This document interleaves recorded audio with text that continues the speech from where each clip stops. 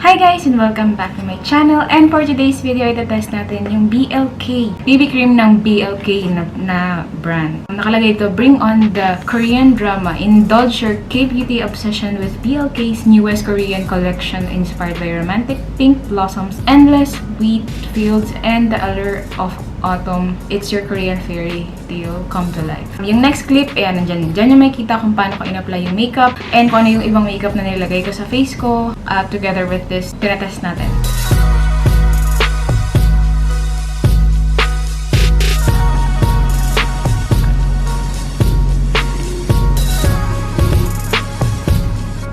Okay, so medium yung ating shade. Dream Skin Perfector. Retail price niya is $449. Tingnan natin kung maganda ba talaga siya. And ayan yung pinaka-packaging. Ayan.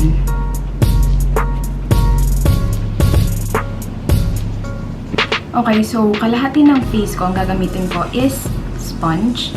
And yung AOA sponge to. And yung kalahati is brush. So, iniisip ko, since mas maraming dito na lang yung brush sa right side. Then sa kabila, sponge. Okay, let's start. So, ito, meron akong damp. So, i-recta ko na siya dito.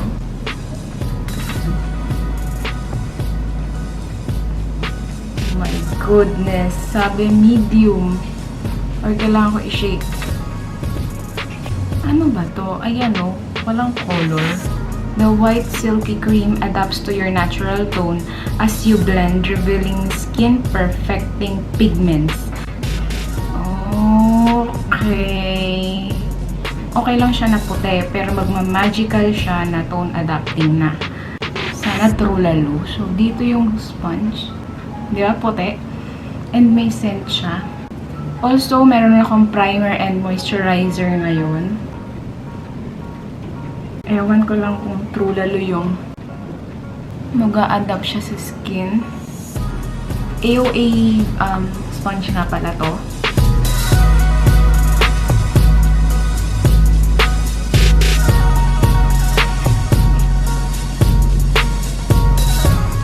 Very light lang yung coverage. Pero nag-adapt nga siya. So, ayan yung difference ng wala at meron. Parang nag-brighten lang talaga siya. Pero, as you can see, kita pa din yung blemishes ko compared parang nag-brighten ganun. So, mamaya lalagyan ko rin yung leeg ko para pantay sila. Pero, unahin ko munang maglagay ng through brush. So, i-recta ko na dito. Clean, dry brush. Oo nga pala guys, pag brush ang ginamit nyo, mas matipid kasi siyang gamitin. So, kahit konti lang, hindi katulad nung pagkakakuha ko kanina. Ayun o, maputi talaga siya, di ba? Pero as you blend, nagkakaroon siya ng shade. Hindi ko sure kung paano nangyari yun. Tone adapting, pero meron siyang, ayan, may medium kasing nakalagay dun sa shade na binili ko. Pero tone adapting siya. Medyo kulang pala yung kinuha ko. Hindi pa umabot yata dito.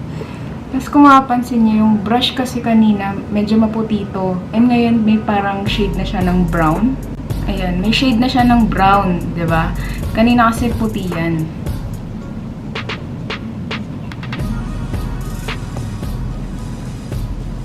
Ayan, so, ayan na yung may brush side.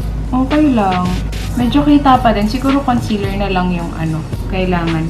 Pero na-minimize niya yung darkness ng under eye ko. Kasi dark talaga yan, te. Konting concealer na lang siguro ang kailangan. Pero siguro try natin mag-build up para matest natin kung nag-build up pa talaga siya. So, lagyan na natin yung ng second layer. Yan. So far, sobrang gaan nila. Both side, either brush or sponge yung gamitin mong applicator. Sobrang thin nung layer kahit parang ngayon na second layer. Parang naglagay lang ako ng moisturizer. Ganun yung effect niya.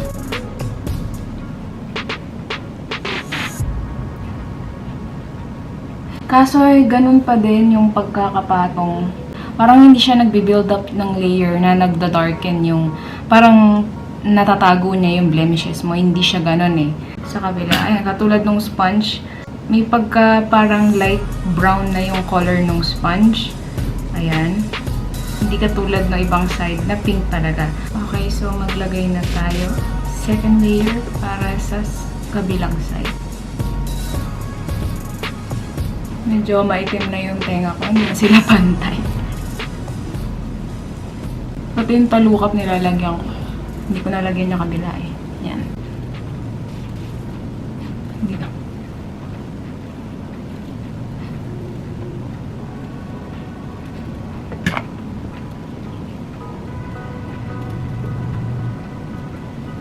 Yan. Dinrag ko lang sa leeg. And kung ano yung natira sa brush.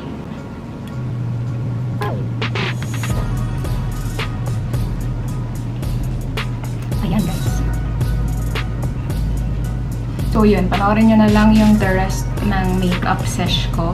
And ayan, so far, ayan yung close-up look ng ating face. Ayan, so makikita nyo dyan na hindi talaga siya parang nagko-cover up ng blemishes ko. Tapos, medyo kita pa din yung dark circle pero na-minimize niya. And yung texture ng skin ko kitang-kita pa din. So, yun, ladies. Continue ko lang.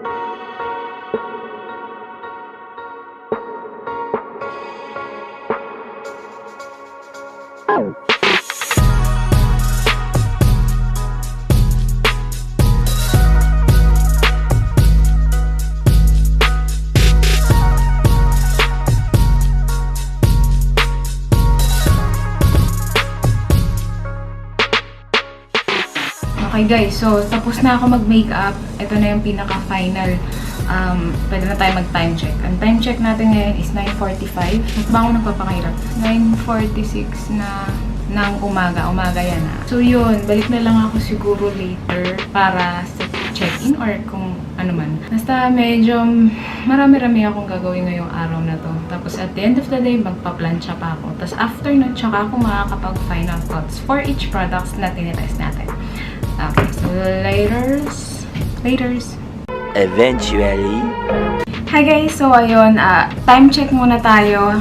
10:21 na. Yan, 10:21. So, yun. Actually, kakatapos, hindi pala. Kanina pa ako tapos mag-plancha. Kaso, nakatulog ako. Nakatulog na ako. And nakalimutan ko na hindi pa ako naghilamos ng mukha. At doon ko naalala na may video nga pala akong ginagawa. Sorry.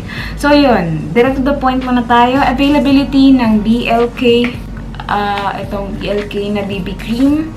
Sobrang reachable siya dahil meron sa shop, meron sa malls, meron sa online shopping, Lazada, Shopee. Basta sa pag-online, i-double check nyo lang na dapat under siya ng parang mall nila, yung Shopee Mall or Lazada Mall.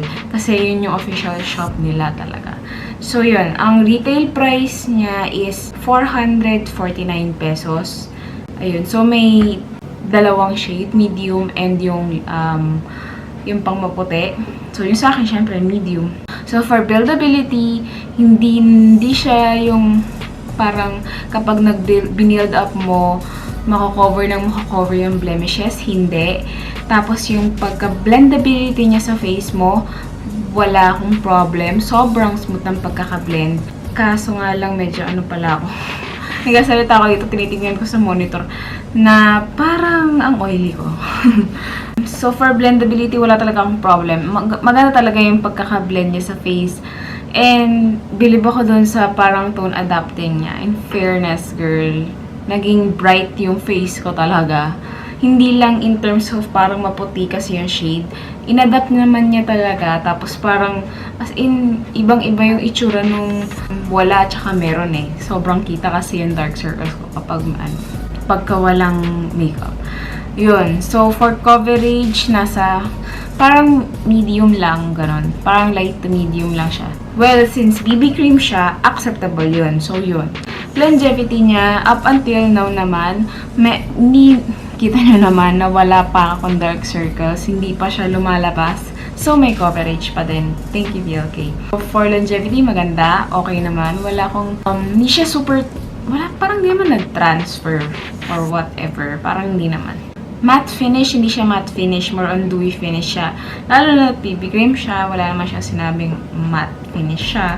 Yun. So, for oil control, meron ako ditong blotting sheet. So, mag-blot tayo. Habang itutuloy ko. Bali, ihuhuli ko na lang siguro yung oil control. May blotting sheet ako dito. Napaubos na pala. Packaging niya, guys, wala akong problem. Same na same yung packaging with compared sa iba. Kaso nga lang, actually, para sa akin, mas okay na kahit hindi na naka-box. Kasi excessive eh. So, makakatawid pa nga sila kung walang box eh. Pero siguro, packaging thing nila yun. Maganda naman yung design and all in all. Maganda naman. Acceptable, maganda. So, yun. Pore blurring, hindi siya pore blurring. Kita nyo naman kanina after ko mag-apply. Kita pa din talaga yung texture ng face ko and yung pores ko kita pa din. Price point, 449 para sa isang BB cream. Medyo pricey siya, lalo na ang mga gumagamit ng BB cream is mga students. Mas okay sana kung yung range ng price is around 200 to 300 lang. Para in yung point of view ko lang medyo pricey siya. Pero kung baka naman kasi may dahilan bakit ganun kamahal yung 449 pesos na BB cream. Baka dahil doon sa ingredient, emphasize ko lang na yung BLK is cruelty free siya. PETA approved. And made in Taiwan pa siya. Grabe. Super. Grabe. Ang oily ko. Nakatulog ako kanina diba? Sabi ko, kakagising ko lang. Alam niyo naman kapag ka nakatulog, diba? Super oily. Quick drying ba siya? Medyo hindi. Kasi kailangan, mas okay para sa akin, mas okay pa rin talagang maglagay ka na ng powder para maset talaga siya. Ayun, yung scent niya, meron siyang parang old lady scent, parang ganun. Parang ganun yung vibes niya sa akin. Puno na yung isa. Yung scent niya parang, actually mas okay nga walang scent. Kaso, syempre nilagyan nila. Medyo old lady yung scent eh. Old lady na perfume, ganun.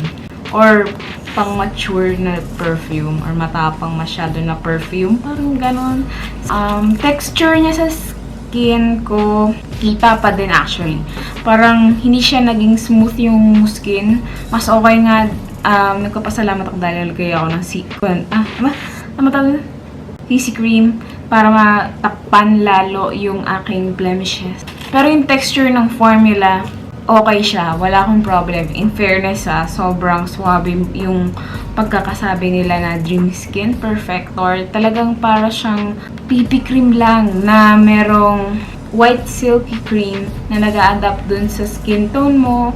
Nagiging smooth daw, even tone finish. Totoo yun. Kasi nga, diba, nawala nga yung dark circles ko. Parang talagang dark talaga yan. Wala akong magawa na sa pamilya namin na dark circles. Talaga kami. Ewan ko ba. Ayun, so meron pa siyang moisturizer, soften and nourish while reflecting illuminators create a flawless glow. The best part, it looks so natural you can get away with saying it's your real skin. Pwedeng pwede, as in, ganun siya ka-light yung coverage, pero kaya yung texture niya, as the formula itself, maganda naman. Shade range, dalawa lang. Acceptable, lahat naman ng BB cream, konti lang yung shade. It's either light or medium or basta yung pang maputi at yung pang morena. Sa transfer proof ngayon, nakikita kong wala akong nakikita actually na nag-transfer na parang color brown. Dito sa mga blotting sheet ko ngayon, wala. Only thing na lang na hindi ko pa na-rate is oil control, and hindi pa rin ako tapos mag-blot. Yun, tapos parang, ayan, nag-mattify na agad, no? Nag-mattify naman agad sa face. Okay naman ako sa kanya. Nakadalawang blotting sheet ako, and kung may blotting sheet lang na pangbuhok, diba? So, yun lang. Hindi ko napapahabain yung pinaka-straight to the point review. So, if ever may gusto kayong product na review, just comment down below. Also, check my social media accounts doon sa description box below. And if you like this video, please hit that like button and please subscribe to my channel. So, I'll see you in my next video. Bye!